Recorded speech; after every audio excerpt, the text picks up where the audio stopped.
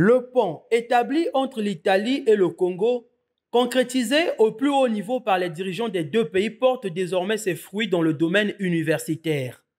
Grâce à cette relation fructueuse et au lendemain du Business Forum Italie-Congo, l'université Denis Sassou Nguesso de Kintele est désormais liée par un accord de coopération à 3 établissements italiens d'enseignement supérieur, à savoir I-Campus, Feder Formazione et Curif. Ces accords ont été conclus en présence du ministre en charge de la formation professionnelle Ghislain Thierry Manguessa Ebomé, ainsi que de l'ambassadeur du Congo en Italie. Ce partenariat ouvre la voie à une collaboration étroite en matière de formation, de recherche et d'octroi de bourses. Travail acharné que nous faisons tous les jours avec l'ambassadeur du Congo en Italie. Nous avons identifié les secteurs prioritaires tels que l'agriculture, l'intelligence artificielle, plusieurs micro-aires pour pouvoir ensemble développer et construire un futur commun pour les générations futures.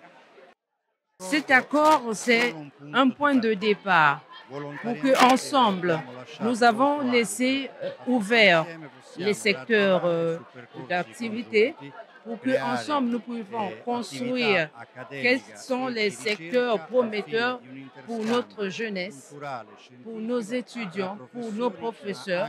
Ensemble, nous allons construire un chemin de synergie. Par ailleurs, les étudiants de l'université Denis Sassou Nguesso ont assisté à un cours magistral animé par 2 professeurs italiens portant sur le thème « L'avenir de la démocratie, la voie de la paix vers une gouvernance de la dignité et de l'harmonie sociale ». Ce sujet a permis aux étudiants en particulier d'être édifiés sur la symphonie des diversités qui appelle à une relation fondée sur l'écoute, une intelligence intégrale, une transformation de la pensée, ainsi qu'une éducation à la complexité.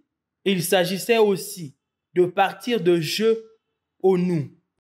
Tout ce que nous faisons, tout ce que vous avez dit, si l'homme n'est pas transformé, est voué à l'échec.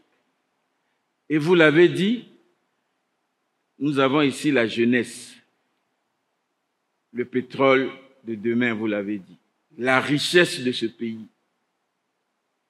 Lorsqu'elle est outillée de bagages comme vous leur avez transmis ce matin, et transforme des montagnes en véritables sites de production agricole, de production minière, etc., etc.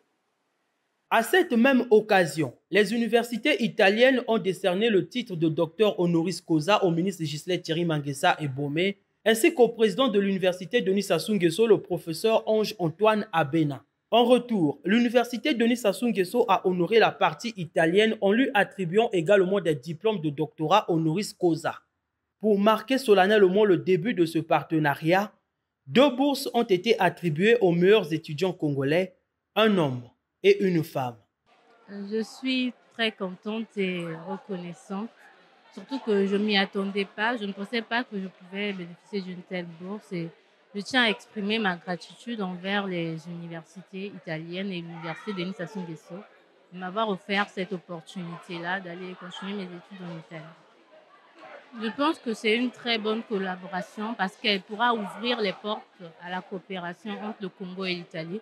Et les étudiants des des universités congolaises et italiennes pourront bénéficier de l'expertise qui se trouve dans les 2 pays. En 4 années d'existence, il convient de rappeler que l'université Denis Sassou Nguesso a su tisser des liens avec plusieurs universités à l'échelle internationale.